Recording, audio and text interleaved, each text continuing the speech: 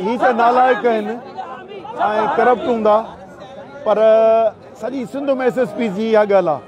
असां वटि नवाबशाह में क़ौमी कारकुननि ते जेतिरा केस कूड़ा फुरनि जा कनि था उहो लातादाद आहे पर अॼु हिनखे खुटीअ खयों आहे सो वकीलनि मथां विधो अथसि।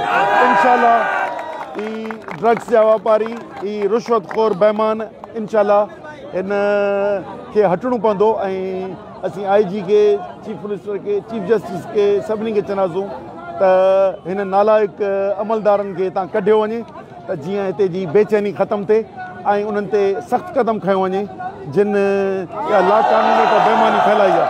इन करे असीं वकीलनि जी जदोजहद में साणुनि साथ आहियूं।